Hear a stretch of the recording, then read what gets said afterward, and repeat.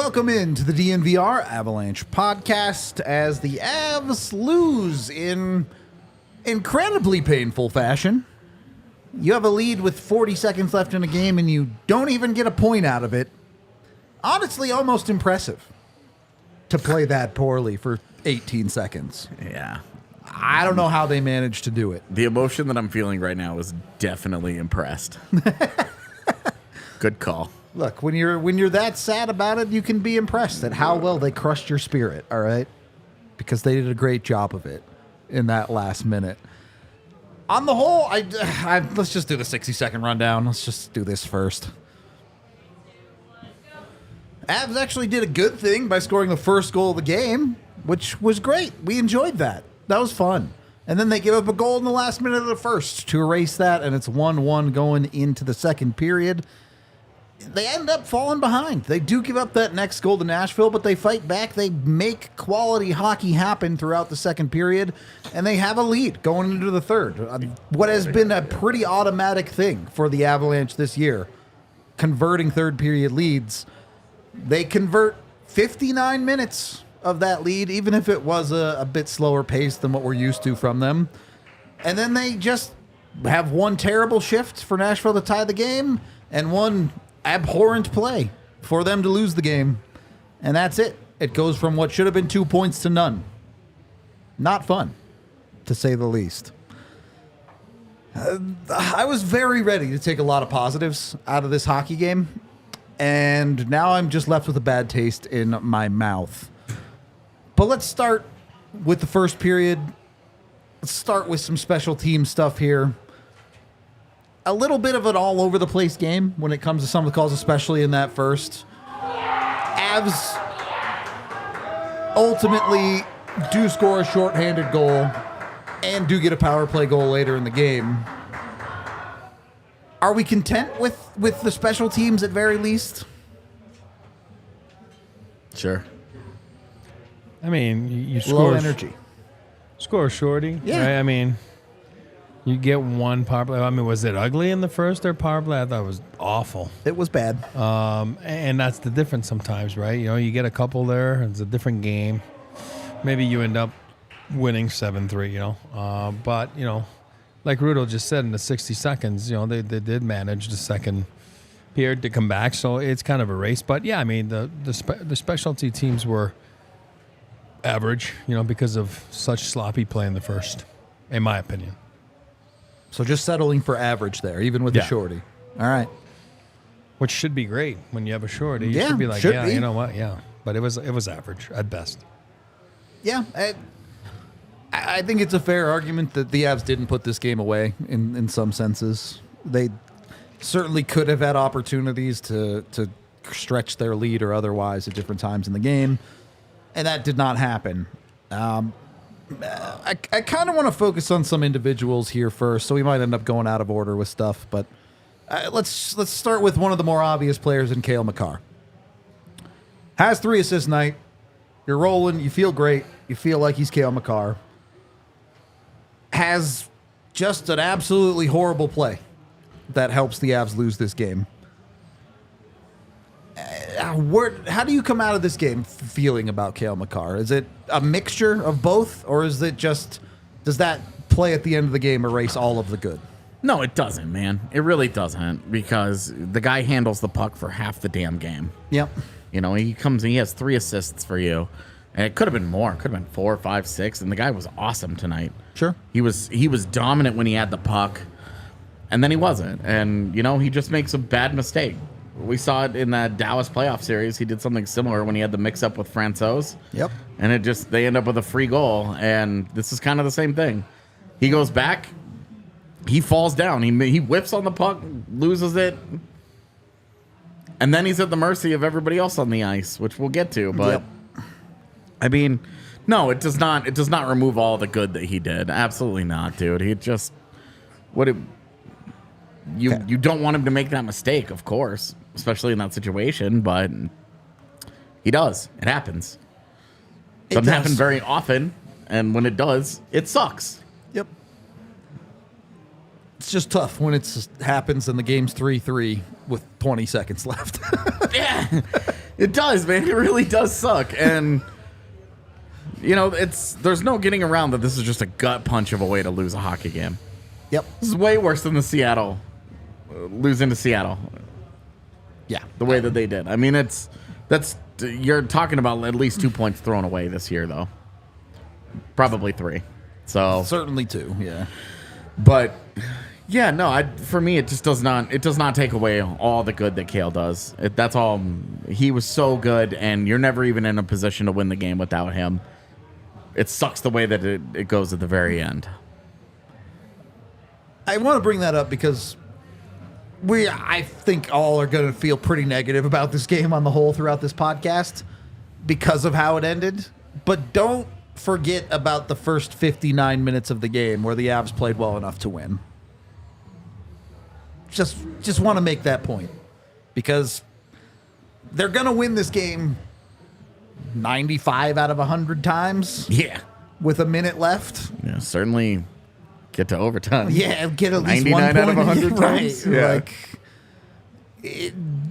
As bad as the ending feels, it was not that bad of a hockey game by any stretch of the imagination. But since we're into the negative part of it, since we're talking about this play with Cale Makar, the other side of it is Jack Johnson. All right, before I dunk on him and make someone mad about it, let's start with this conversation because we were having it before the show. You just gave up the game-tying goal. You have 30 seconds left in this game to get a point out of it. Why is Jack Johnson, the defenseman, being deployed to get you there in this game? He's looking over. Well, I mean, for me, I got my no-nos all the time, right? So it's you give up one goal in the last minute of a period. Usually it's tough to win the game. Those are deadly. Well, the Avs gave up 3. Jack's on the ice in the first period as well, right? Again, it's situational. I would use a different player, to be there. I know Devontae's and Bowen and Byron were on the ice for a long time before. Sometimes you look back and maybe as coaches, you question yourself and you say, you know what, that's on me too. You know what I mean? Like I might have made the wrong decision there. We've talked about Jack at length here. I mean, we talk about it for what he brings to the locker room, the team, and I just don't think he's a player to play in the last minute of periods. You know what I mean? So. Sure. That's just the way I look at it. Sometimes you win as a team, you lose as a team. Trying his best there. It's just a different type of player, right? He's a player that plays more on his heels than on his toes. I'm not completely just blaming Jack Johnson on that. There's a lot of mistakes on that goal. But, it's just you have different people at your disposition. And, maybe I would have made a different one. That's me. The play itself is tough for me. Mm-hmm. And again, like Jack Johnson's put in a tough situation there. It's Cale Makar's initial mistake that causes the chaos there. It's not that part of the play that people have that is the problem. Right. It's not the initial. That's all on Cale Makar. It's him. It's what happens after deciding that instead of playing defense, he wants to play second goaltender. That I struggle with. It's a pet peeve. I hate it when defensemen try to do that. Let your goalie be the goalie. Go take a man away and play defense. And to go back to that play, shit happens. We all know that. You said that earlier. It does. And no one's going to feel worse than Cale Makar. 100%. So humble. He's humble when he scores 5 points in a game. So when things like that, happen where he's the culprit on a tough play and it's not his fault. Just shit happens. Bobbles, the puck falls down when he tries to recover it. You never see Cale Makar do that. And like you said, he's got the puck the whole game. No one's going to feel worse than Cale Makar tonight. And it sucks because, like we said, he's having such a good game, such a good week, player of the week, right, in the NHL. And he keeps going tonight. And, only 3 players in the history of the league have done that, right? Yeah. So this guy keeps rewriting the record book. But what stinks is that play at the end. It's a routine play that turns ugly.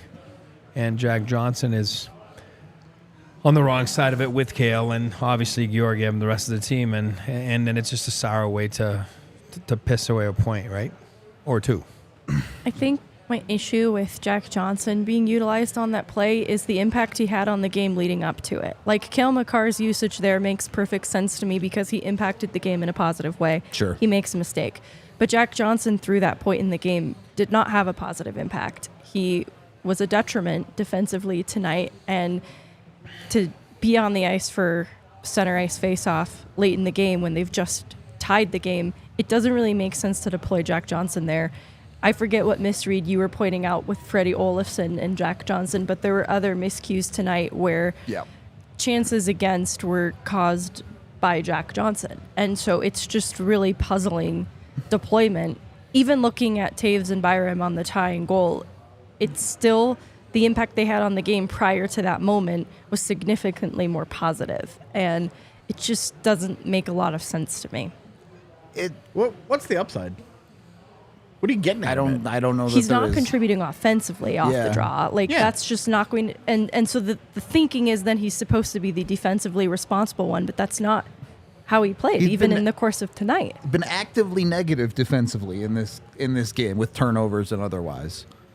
And I think it goes back to a problem we talked about against Dallas where it's multiple points of failure. Yes, that's a terrible play by Cale Makar. Yeah, and then absolutely. It's also a poor play by Jack Johnson behind it. And when you stack those things up, that's how you blow a hockey game in 18 seconds. It has to be better. Yeah. The Avs have to find ways to avoid making the catastrophic mistake. Taves and Byram are on the ice for the goal against. The shift is over. Yeah.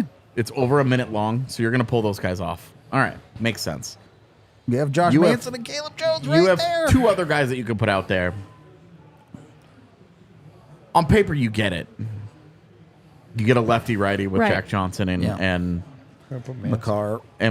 You get a trusted guy in Jack Johnson with Makar versus Caleb Jones, who it just isn't there yet, and with Josh Manson, who I don't know how you guys feel, but I didn't think he was great. I don't have a strong opinion of the night that he had. It was better than Johnson's individually. That is excluding what he did at the end. Yeah, I agree. But with Manson, you're like, are you going to put two righties out there when one of them doesn't normally play on the left, so he's going to be in an uncomfortable situation? So for me, I'm like, the answer to this is it probably comes down to trust. Yeah. You don't have Sam Girard tonight, so you don't have that other guy that you another trusted unequivocally guy, trust. Yeah. And that's why Sammy's a big piece of this team. Right. And so you don't have that guy. You're trying to figure, okay, hey, I'm just trying to get through 30 seconds. Jack Johnson can get us through 30 seconds, right? Nope. He cannot. And that is one where I do hope that the coaches have an honest, all right. Yeah, I know.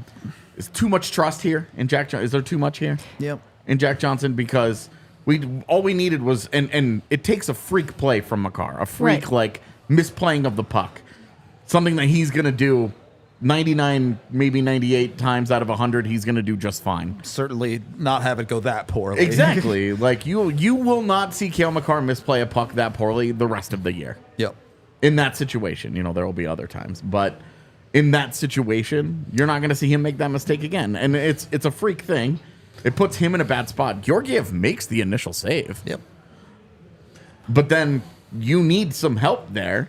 Not a guy sitting on his knees in the crease. Yeah, and Jack Johnson does nothing. And I think that was the frustration, is that Jack Johnson does nothing. He provided zero resistance in that moment, where if he just slaps at a puck, maybe you don't know. You get lucky or whatever. Exactly. Yeah. You don't know. It's a puck. You don't know where it's going to go. It could go straight up. It could go out of play. It could go down the ice.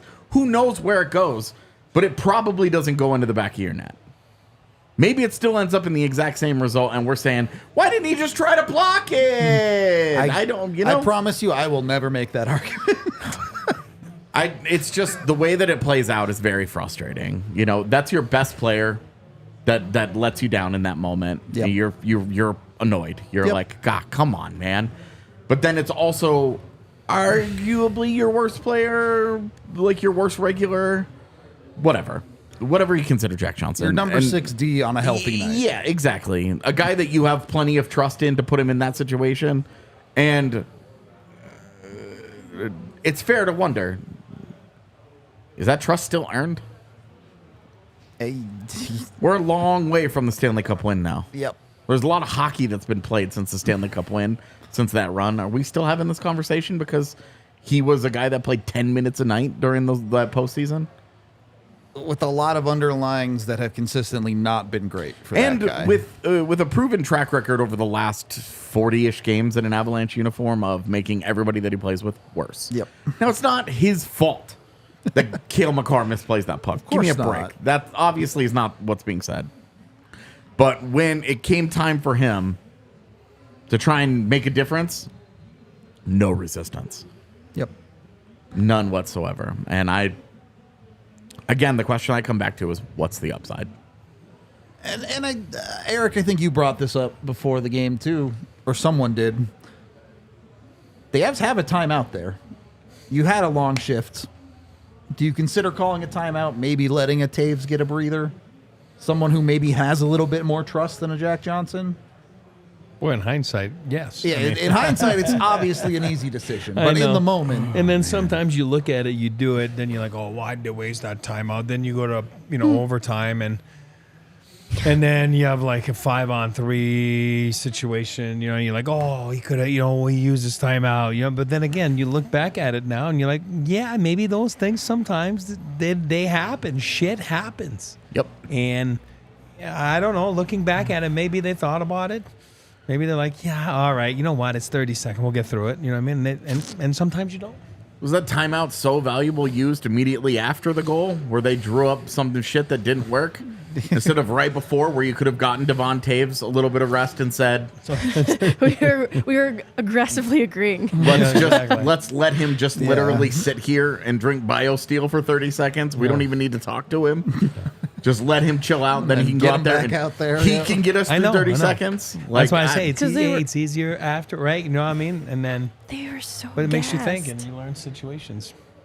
Because it's bigger than the singular Jack Johnson Of course. Yeah, of slash course. Cale Makar play, right? It's the way that final 40 seconds plays out. They're under duress, they're gassed, and there is no helping them. They are desperately trying to clear the puck and fumbling even being able to do that.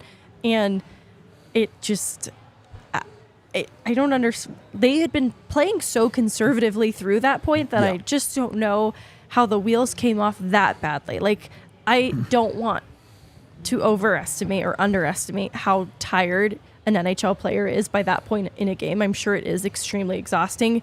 It just felt like they had nothing left in the tank, kind of out of nowhere in that 40-second span. it did feel like they absolutely ran out of gas. We talked about it over there. The third period was maybe the first turtle of the year from Colorado. Their offense was just not a thing that they were really doing in that third period. They stopped playing their game and they let fucking Nashville, take it to them. Like, Nashville's got some things going for it. Its defense is okay. Its goalie's pretty good. Letting their forwards get all over you for a third period is ridiculous. I mean, you could feel the tide coming. I mean, it was coming the last 5 minutes, and especially the last couple minutes. It was like, ooh, this is coming. And Georgiev made some big saves, and, all right, he's going to pull one off. And then next thing you know, that third goal happens, and it's like... and with, they're 20 seconds maybe into that shift, Ross Colton gets a puck off the wall and has every opportunity to just get it out. Yeah. Get it out and either ice it and have a face-off, whatever. But it's not in your zone anymore. And instead, he gets a little too cute with it. Looks like he tries to carry it. And turns it over. He turns it over, and that puck stays in the zone for however, I'm guessing on the 20 seconds. I don't know. But the rest of that shift, which ended up being 108 for a lot of those guys. It's long. That turnover is the key part of it that you look back and say, this is where you had the puck, and it was on you. This is on you, your guys, your team. This is on you to get this puck out and make them beat you, and they make a play and you don't. It's an all-time know the game situation moment. You have a 1-goal lead with a minute left in the game.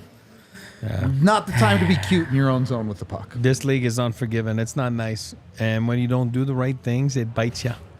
And tonight, it sure bit. And bit back of the Avalanche. That's a mistake that you look at. If that puck gets out, you're not talking about Cale Makar making a mistake. You're talking about the Avs winning this hockey game 3-2. Yeah, Or and we don't 4-2 know. empty netter, Yeah, right? sure. You know? We don't know if that puck gets out. He ices it. Maybe they lose the face-off, and Roman Josi rockets one home, and we're like, oh my god, what's going on here? But regardless, we know what did happen in the version of reality that we live in, and that's that Ross Colton had an opportunity to get rid of that puck, And he did not do it. It gets turned over. They keep it in the zone. And they make a better play on the goal than the Avs do. Yep. And then Gets to the after net, that is guy a bats it out of midair. Yeah. Credit where credit's I mean, due the there. game time goal is just like, look, you just never got control of the puck. Yep. You never defended. You never did any of the things that you need to do in that situation to close a game out. You just didn't get it done. Your goalie doesn't make that last save. I'm definitely not blaming him for that. I mean, the guy bats a puck out of the air. Yeah. Give me a break here. But you don't do any of the right things in order to close that game. I'm not saying that they deserved what happened next, because I don't think the world works that way. But they created a scenario where it could. Exactly. They opened up the door for disaster, and disaster walked in. Yep. I do want to talk about Georgiev as well. But before we get to that, we are brought to you by the lovely folks over on my phone not unlocking. Yeah. By the folks over at Red Hawk Roofing. You can get your roof checked out. Makar might want to get his stick checked out for leaks. It seemed like there might have been a hole in it on that last play. Red Hawk Roofing, fantastic at what they do. Go check them out if you haven't. Get over there, use them. They'll give you a free consultation on your roof. Costs you nothing to have them come out, look at it, take pictures. They'll show you what's going on over there. It might end up being totally fine, and then you don't have to worry about it. Or they might have some issues that they'll show you, and they can get it fixed for you. Even if you haven't gotten an inspection, they can take care of you in emergency situations. They're available 24/7. They have extremely fast response times, too. So if you spring a leak, give them a call. They'll come out. They'll get it patched for you. They'll get you all fixed up. Go to redhawkroofing.com today to get yours checked out. And we're also brought to you by the folks over at... Oh, did I do the wrong day of read? That's all right. We'll just do these days reads today.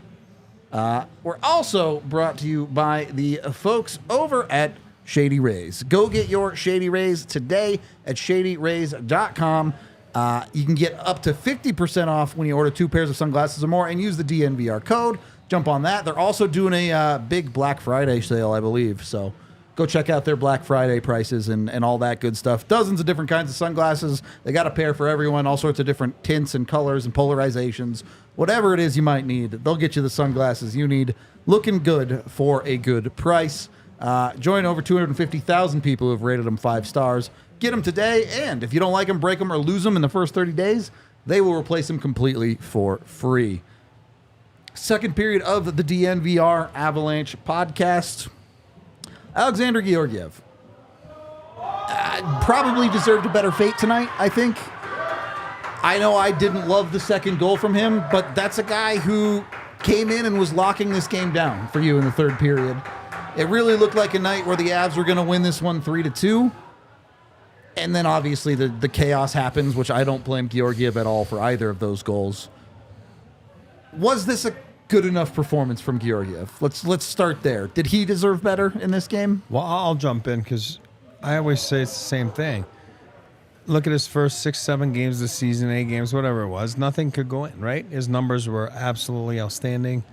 Then the last 7 or 8 games, pucks are going in. He's in a funk right now. What I mean that is he's in a goal funk.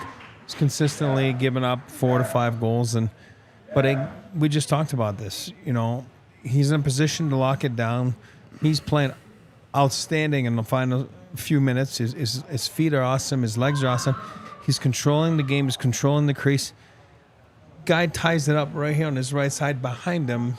He's behind the goal line and he bats it. I mean, he's not even beat. You can't make that save. It's not even a save to be made. And then a few seconds later, Cale falls on his butt behind the net. And then as a goalie, you have no idea that the best player in the world is falling down.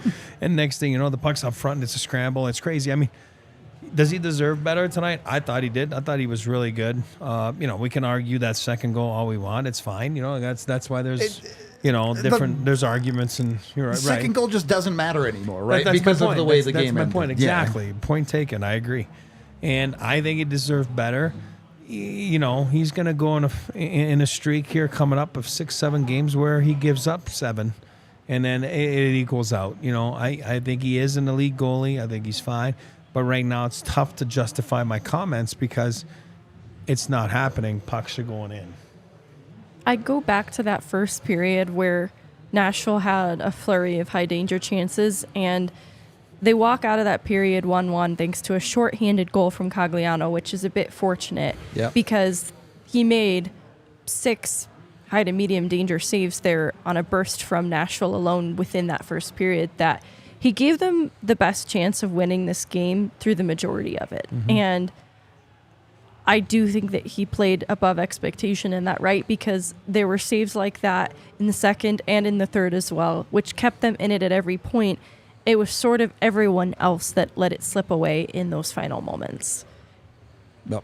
What is this, sub 800 again, right? I mean, 900? It'll end up being just under 900. Actually, I don't know. It might not be pretty numbers, but that's my point. His numbers aren't pretty, but I think his plays better than his numbers are showing. That's just my opinion. Certainly tonight, I would say that's definitely true. It just does not feel good at all to lose a game like that for Colorado. In even the Seattle loss, which is the most comparable one this season, that's a game that they fought their way back into and ultimately came up short in instead of blowing it as they did on tonight. It's let me ask you this. It's a team you felt like has been pretty up and down, certainly mentally, throughout this season so far. Is this a blow to that mentality, or is this something that they can take and turn into work ethic, reset that counter again as a team that knows they need to do better? I mean, all of this is a little frustrating, right? Yeah, for sure. Because they're this close. Yep. You're this close to, what, a 4-game winning streak? Yep. You go 2-0 against division teams. Yep. You're coming home against Vancouver, and you're feeling like, yeah, if we win this game, badass. If we don't, it happens.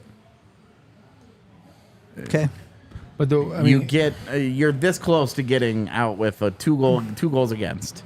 So it's good for Georgiev? It's good for the team. It's good for everybody involved. Erase the last minute of this hockey game from your mind, basically. There's a disconnect here because somebody like me is going to look at all the data available to me, not but about the goals against. What did he do differently? I'm going to look at everything available, and I'm going to look at their team defense, and I'm going to say the Avalanche they're a top 5 team defensively this year in terms of the quantity and the quality of shots, scoring chances, high danger chances, everything. They have been one of the tip-top teams this season at preventing those things. I'm going to look at Georgiev's numbers, and I'm going to say these aren't good enough. They're just not. Since the first 5 games of this, 6 games of the season, you're looking at it going, they're just bleeding goals. He's been sub 900 in they're that just time. Yeah. they're bleeding goals every single game. And then you get into a game like this, and we get into the post game, and we're like, well, what do you blame him on? These things happen. What do you blame him on? And I completely understand, because there isn't one single goal that I look at Alexander Georgiev and I'm like, bro, what's happening here? But all of a sudden, you have a disconnect here. You play 15 straight games of sub 900, and your goaltenders are making it hard. And in individual moments in games, the team in front of your goaltenders are making it hard. Yep. And so I'm just going to voice a general frustration and not say it's Georgiev's fault. It's the defense's fault. Everybody that disagrees with me is stupid. I'm just saying this is frustrating because you're this close to getting to a 4-game winning streak where you're feeling like, cool, we went 2-0 on that road trip. We avoided disaster in Dallas. We came into Nashville. We took care of business. All good. We had a turtley third period. All good. But this is a shitty feeling. It doesn't feel good, and it's hard to feel an abundance of optimism, even knowing all the data that I can know, look at all the numbers that I can look at, and sit here and still say I feel like there's more for Georgiev. I also don't feel like Georgiev has played incredibly poorly. All of that is true at the same time, which puts me into a position of I am just frustrated at the maddening inconsistency. The pendulum swings are too far. Yep. Look, I think if you're looking at this in an optimistic way, you're going, hey, look, the Avs played pretty well for 59 minutes. Most nights, if you play pretty well for 59 minutes, you're going to win the hockey game. Yeah. So if you expand it to a game-wide thing, I really don't think you should feel that bad about how the Avs played. Now, they made the worst hockey play that they're probably going to make of the entire season at the end of the game. Totally understand how that colors everything else as, wow, that was horrible and felt terrible, and everything sucks. At the same time, you were on your way to a very routine 3-2 hockey win. Georgiev held them to 2. The Avs got the power play goal they needed. They were winning the special teams battle. You're 1 minute away from us sitting on this podcast and go, that was a pretty normal, boring kind of game. Exactly what they needed. Yeah. And then it turned into exactly what they didn't need. Let me ask the couch side then. What is the mentality? How do the Avs take a positive out of this? Is it the last minute of game erased from memory, or is it fuel? I think it's both. Okay. Because prior to that, I think the conversation for the post game would have been this was an okay game from the Avs. I don't think it was entirely perfect. Even though they do score on the power play, I actually took issue with the way each of those individual 4 power plays looked. Certainly the first one. Exactly. And I would say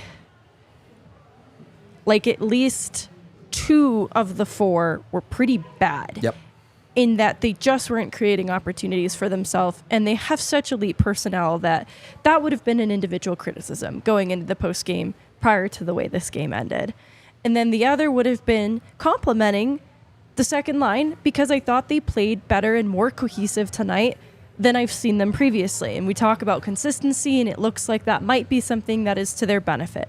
There would have been criticisms of the fourth line just not being as responsible as I'm used to seeing them. And then I would have praised, the opportunistic shorthanded goal of Cogliano that helps them to win the special teams battle, because the kill also then remains really good.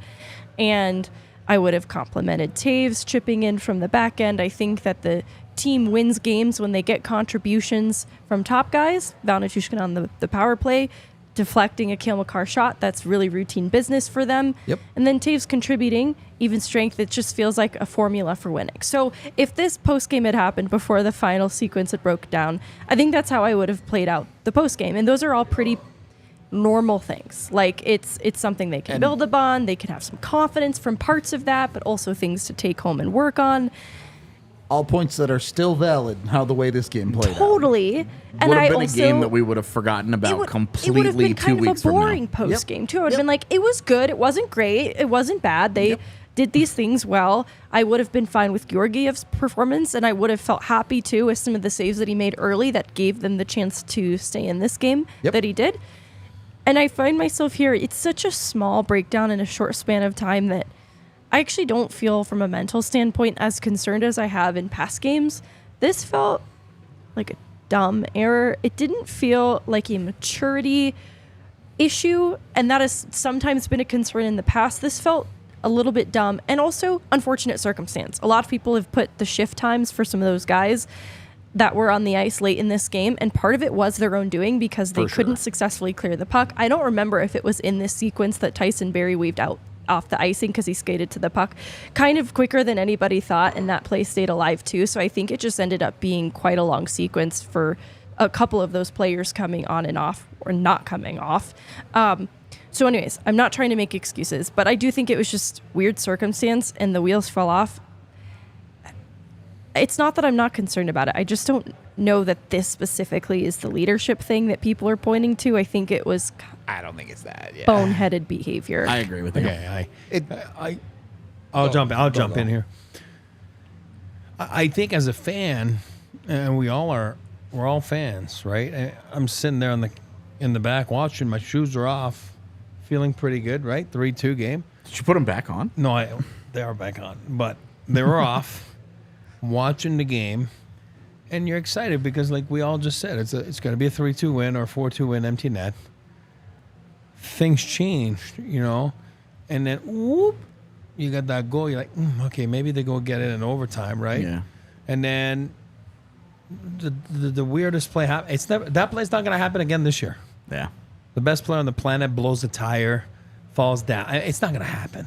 Okay, it's very abnormal. But I think the point you and Megan are kind of digging at are, you look at a brain fart mistake like that, and it's a lot easier of a problem to fix as opposed to a recurring, consistent issue that a team has had, such as the Avs giving up first goals of games this season or something like that. But if I'm going back to the game there, we're talking about the first turtle of the year, whatever. Stuff like that's going to happen in an 82 game season. It's going to happen. Hasn't happened this year. They've been dominant when they're leading. Tonight, you could tell the tide was coming. For whatever reason. You got to give Nashville credit, too. They gave themselves big pushes. And Gross. Right? It is. I mean, but to your point, you would probably not pick that team to give maybe Dallas you would have picked to give the Avs trouble in the third, with the big push to make a comeback. But it didn't happen. Now, and that's not a leadership thing. That a guy blows a tire is not a leadership thing. If Landy had been on the bench, he never would have overskated that puck and fallen down. Landy would have said, like, listen, JC's got to resharpen the skates. No, it's shit happens. And now, when I'm going to bet my house, my kids, and again, I should be careful on this one. What I'm saying is, they're not going to give up 2 goals in the last minute of a game here till the rest of the season. It's not going to happen. Stuff like that happens. Now, when it happens, that's where you're not on the ice. In the aftermath, that's where a real strong team, and which they are, and a strong leadership team, which they have, don't let that affect you. Now, if you're a young team, maybe the Avs of 4 years ago, a game like that tonight affects you, and it might affect you for 10, 12, 14 days. It does. Like, it's just because it's a gut punch like we all got tonight. That's my point of the no shoes. Like, you're sitting there, you just got punched like everybody else did, like everybody watching the game. It's like, it just sucks. It's a bad way to lose a game. It just gives you a sour taste, but they're going to be fine. The leadership group's fine. It's hard as a coach. It's hard as a player. It's hard as a manager. You get down that elevator as a manager after the game, you just want to throw up. C-Mac wanted to throw up tonight. I'm telling you, and because you don't expect that, and then, but it's how you have your composure afterwards, your demeanor, and that's what matters. And it's a tough way to get undressed, face the media, get to the airport, get on the flight, get home. Right? It's not a fun way to do it. But I can promise you that for them, it's not the end of the world. Cale Makar is going to feel like shit about the play. He's not going to blame anyone but himself. But by the time he gets on the plane, he's going to take his shoes off, relax, because he played, 30 minutes, whatever it is that he does. He was a big factor in the game. He is an excellent player. He's not going to let a blown tire affect away, and neither are the rest of the guys. So this is not going to affect those guys. I always said, to play in the NHL, it's a grueling season. You got to have a goldfish mentality. You have to. Every shift out there, every period, but especially after a collapse like this, you have to be able to forget, get on the plane, change your idea, put on Netflix, watch something, get home. Tomorrow's another day. They got a day off. They get ready for the game Wednesday, and then you face Vancouver. And that's the beauty of hockey. It's not like football. You don't have to wait for a full week for a game. And, usually it's pretty close, and that's fun. And guys are used to that. Now, when you're young and you have youth in your locker room, then things like that can affect you. It won't affect the Avalanche. But, yes, it is a gut punch. It sucks. Well, hopefully you can make your gut feel a little bit better with some Hero Bread instead of an Avalanche hockey loss. Yes. Hero Bread, a fantastic low-carb bread option that can fit pretty much any dietary constraints that you might need. A lot of people I know who are on keto love it. It's got 0 grams of sugar per slice, 5 grams of protein per serving as well. So tons of awesome stuff when it comes to Hero Bread as far as your options. And it's more than just bread. They've got things like tortillas and buns and all sorts of other things. So, whatever it is you're eating, Hero Bread can work for you. You can head over to hero.co today and use the DNVR code to get 10% off. Or, you can order it on Amazon and stuff too if you want to. But if you want to be the cool kids with DNVR, go over to hero.co and get yourself some delicious Hero Bread. And we're also brought to you by the folks over at Breckenridge Distillery. Unfortunately, no winner shots from Breck Distillery tonight. But you can still get their award-winning whiskey over at BreckenridgeDistillery.com. Go check it out today. They also have a ton of other alcohols, too, if whiskey's not your thing. I know they have a new vodka, other choices, too. They're available in all 50 United States, and you can get it online ordering from their website where available. So check them out at BreckDistillery.com today. And you can still get it on that opportunity to win sweet tickets to the New Year's Eve Broncos game. Hashtag Broncos Bourbon on Instagram with your favorite pictures of the Broncos to get in on that. Third period of the DNVR Avalanche podcast. Honestly, I don't have a ton else to say. Like you guys were saying, it really was a pretty routine, boring game until the implosion. It's not that complicated of a hockey game. Megan, I think you put it well. You say the Avs had their B game tonight. It's clearly not their best. Ignoring the catastrophe. That was F rated. Yeah, clearly an F in the last minute of the hockey game. But the rest of the game was good enough. And then they come up a little bit short. It's tough for me to be that concerned about this big picture. In this moment, yeah, that sucked. Absolutely. But I'm going to go home tonight and make a video and be like, you know what? The Avs played pretty all right. I don't feel that bad about it. I know everyone's going to feel differently about this game too, but they started to show the preview for Vancouver, Colorado, and I immediately forgot about this game because I'm so excited for how they respond against a team where there's a lot of storylines to draw from that I hope they get excited around. I know that I am excited to see the response Colorado has to Vancouver. Hopefully it's a good one. That'll be more revealing. That'll be an interesting post game. Yeah, it could be an emotionally charged one way or the other for sure. Yeah, last 30 seconds definitely sucked. I know we have at least one super chat here. Oh, looks like we have a couple. Thank you so much. The first one from Jim that says, ending makes me want to puke. SMH. Will be fine like usual. Back at it next game. Boys, appreciate y'all, DNVR. Why do we even do a show? We should have just done that super chat. That sums it all up perfectly. Makes you want to throw up. I agree. Yeah, It does. Same. Thank you very much, Jim. $10 from the eternal optimist Melanie that says, that one broke my heart, but not much time to wallow in self-pity. They need to let it go and get ready for Wednesday. That also would have been a good. Yeah. We're just going to read the super chats and end the show from now on. Imagine you lose the Stanley Cup Game 7 like that. Don't even say those words. Yeah, I think you get knocked I'm out. actually puking. That's going to make me throw up. Now we're fighting if that shit happens. I think- You and I are fighting. Yeah, we're fighting. We got to That'll go be the live post-game. on the chat one game. Yeah. We got to bring jerseys next chat. Next post game. Oof, I think I'm taking Eric in that one. My money's on Big E. Fine. Lose your money. Yeah. Look, There's a coin it'd be there. a good fight either way. Gain the coin. And then $5 from Vaguely Sober that says, has the Avalanche really been far even as decided to use even go want to do? Look more like DNVR. Love. Thank you, Well played. Vaguely. Look, some people need to type their way through it. Some people need to send a super chat mid-stroke. And it takes a village. Does Gen Z know the origin of this, you think? Not a chance. Yeah? No way? Not a chance, 'Kay. dude. All-time internet comment right there. Not a chance. Look, I don't feel good tonight.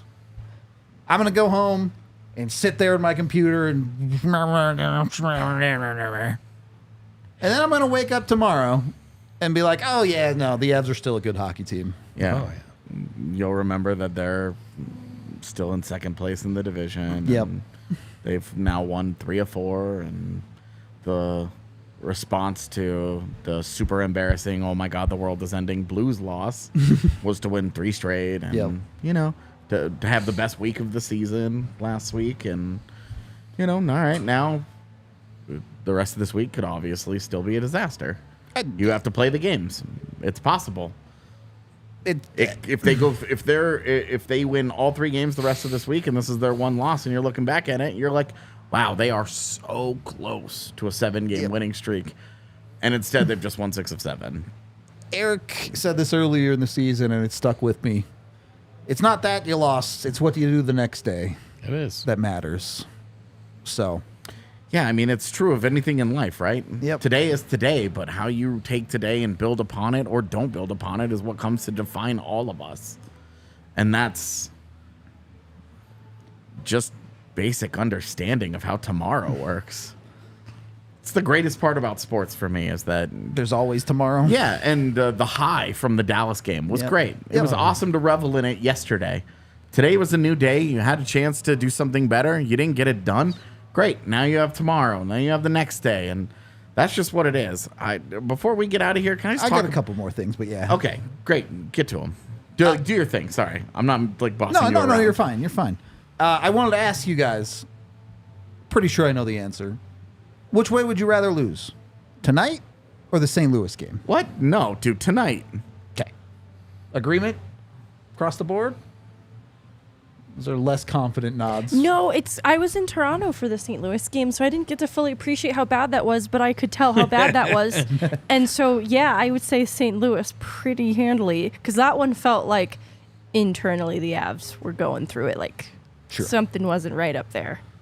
And to add to your thing there, here's my take on it. For me in my life, like sports, like you were saying, that's my rush. That's my drug. I love it. The highs and lows, it's tough. And it's like, and you got to try to be even keel. And it's like, if you don't have that in your life, for me, it's a void. And you miss it. You know what I mean? Like, and I love it. That's why I love being here with you guys and covering this team. And, if you're not working for a team or playing, it's fun. Like, it's a rush, and that's why sports is the best thing in the world. And and I'm not being sappy about it. It's true.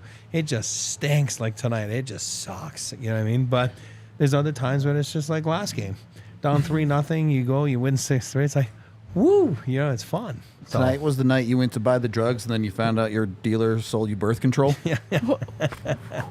What? All right, this is very specific. Just me? Okay. All right. Very, very specific. I've never seen him laugh like that. I thought the start of that it was going to be like, oh, it turns out your dealer was a cop. He bust out a badge, and now you've got to go to jail. That was the St. Louis game. Tonight was just it wasn't actually. So that was the butt boy of hockey games and the undercover cop and the undercover cop of hockey games. We're starting to really put this into proper perspective here. That's funny. I'm with it, man. It's a good enough parable for me. I love it. All right, what did you want to rant about here? Yeah, not really just rant, just a quick note. I've seen the chat. We need a second line that does something. Second line. Just a quick question for the three of you. They played 6 minutes at 5v5 together. The second line, Johansson, Tatar, and Duran. How many shots against? On goal. Not shot attempts. On goal. How many shots on goal do you think that line gave up tonight? 2. 2? Third period felt a little bit slower, so I'll say like 5. Okay. You have a I'll guess? go bagel. 0. He is correct. Yeah. That line gave up 0 shots on goal. No scoring chances, no high danger chances. Not a single bad thing happened to the Avalanche while they were on the ice. If your argument is that you want better offensively, fair enough. I've got no counterpoint, but I'm saying for a lot of people, the consternation over that second line and they need a second. I saw a lot of people immediately jump to that after tonight, but as a trio, those 3 on the ice together, 0 shots against. I just don't know how you have significant concerns about anything but the last 2 minutes of this hockey game. Yeah, there was certainly not perfect play. Megan covered it all nicely, but you played a B game. Most nights the Avs B game is going to win them hockey games. You can't just... It was going to win them this one. Exactly. They skipped out on graduation. We're saying 59 minutes. It's really 59 minutes and 20 seconds. Yeah. Like you're even into it. It's not like 59:04. You almost made it halfway through that final minute. But Cale Makar doesn't slip on that oil spill behind the net there. You never know. Yeah. He might grab that puck and go all the way down, score. I mean, who knows? Yeah. It's such a routine play. It's such a stupid play. Not on his part. I'm saying it's just a freak. It's an accident. It's a freak accident. It's just a dumb thing that happens a couple of times a year, and for it to happen in this situation is magnified and feels awful. It does. And it just feels awful. I think that's probably a good place to leave this game. Feels pretty bad. Wasn't that bad besides the part that was bad. This like anger getting it out in the chat thing about this is the worst loss in Avalanche history. Holy the lordy, St. Louis brother. game was a week ago. Yeah. Holy lordy, man. I'm sorry, but I remember living through 10-1 against Montreal. I don't care how bad that Avs team was. That was... It takes a special team to get your own home crowd chanting, "We want 10" against you. Yeah, that and the St. Louis game. Those are the two losses that off the top of my head, I'm like, absolutely not. Also, they lost 7-0 in a Game 7 against their, like, blood rival. Yep. I was on the ice. Sorry, man. But, like, against their blood rival, their season ended in what could only be considered one of the most unbelievably embarrassing fashions ever. Losing this game this way, dude, we won't even remember this game a month from now. I Like, won't give me- remember this game next week, man. The Like, Forsberg the- retirement Valentine's Day game. Oof, I yeah. cried. All right, let's just do some more deep cuts. Yeah, let's just rip it all We're over. not the- depressed enough It's a to straight up therapy No, it's session just at this like, point. you know, I can definitely recall worse. Right. I will say, I take it back. We definitely will remember this game just because of how it ended, where it was like, Jesus. Yeah, But- it's memorable. That's it. Yeah. It's only the last minute of this game that it will end up being memorable. It counts as a loss. It is a loss. But give me a goddamn break with this hostage of the moment nonsense. That is way, way beyond the pale, buddy. Way beyond the pale. If you want to not have brain farts like the Avs did tonight, make sure you get yourself to MSU Denver and get yourself edumacated and stuff. Edumacated? Edumacated? Mm-hmm. MSU Denver, great place to go if you're starting or getting back to college. Bunch of us here at DNVR went, and some of us as a way back to college after a gap year or something like that. They have over 90 different majors to choose from, and you can even kind of select your own course path as you're going through. They have online and in-person classes. You can do a mix of both, whatever is best for you when it comes to learning. They're currently registering for the spring semester, so get over to msudenver.edu today and get yourself signed up, get yourself to school, and open up a bunch of opportunities. Also brought to you by the people down at Bacchus and Schenker. Feels like Makar should make an argument for having his tire slashed or something tonight with Bacchus and There's Schenker. like Should have been a tripping catfish. Tully. I'm just saying. Residue on the ice. Is that what they throw on there? Yeah, it is catfish. Yeah, So- good call. Good call. Some There's a leftover. spill. There was Oil a spill. organized, intentional play by Oh, yeah. Nashville Oh, yeah. to make that spot on the ice bad specifically. Look, man, given some of the conspiracy theories that people actually believe in, I'm with it. Let's push this. Let's go catfish. Bacchus and Schenker, for real, though, if you've been injured in any situation that's not your fault, maybe it's a car accident, maybe it was something at work that happened, maybe you were riding a scooter downtown, who knows? They have your back. They'll give you a free consultation at 222-2222 or coloradolaw.net. If you have a case, you pay them nothing up front. They'll take it on. They don't get paid until you get paid, which they'll get you paid. They've won over $1 billion for their clients here in Colorado for the 25 plus years they've been doing it. They're very, very, very good at what they do. Get with Bacchus and Schenker today. Call that 2 number and get what you deserve. Bacchus and Schenker wins. That's good. I've vented enough. Have you guys vented enough? I just like chat. People are bringing up really sad losses, Yeah. and it's bringing me back a little bit. Yeah, I like losing to Dallas in Game 7 where it's like pick one. Yeah. There's plenty of those. Yeah, to there's a choose couple from. of them to pick from, man, but I'm not sure which one I would go with. Losing to Dallas always kind of just hurt. And there was the Eddie's better chance back in the day. I still Patty's better. That's still the narration of some of my nightmares. So, Yeah. And obviously the Minnesota one does not feel good. The original like Golden Era 1.0 Dallas losses felt pretty. They were sandwiched by victories on either side. Yeah. Whereas eventually there was some catharsis. Yeah, and that's also true of the most recent Dallas Game 7 loss with the Avs going on to win 2 years ago. But at the time, that Dallas loss I think probably felt worse, especially of how close they were and how injured they were. I don't know. Not what I'm going to sit here and talk about all night. We're going to go home. We're going to go do the rest of our content. Keep it here on YouTube. Like and subscribe. My video will be up later tonight. You can get written pieces from AJ and Megan over on the DNVR.com. Go check those out. I am curious to see this game story in Studs and Duds tonight. Think it'll be an interesting one. The catfish. Curious to see what angle you guys take on it. The catfish. The catfish is a dud or No, stud. I don't know. What's your perspective? I don't know. Maybe it's an unsung hero. Either way, we appreciate all of y'all. We are off tomorrow, but we'll be back Wednesday for the game, of course. So be sure to tune in on Wednesday. Only games this week. Yeah. No off day pods. Yeah, it's a 4-day week for us for once with the holidays. So the Avs might make it painful, but at least we get a short week. We appreciate y'all, and we will talk to you on the next one. Okay. We all silly like the mayor.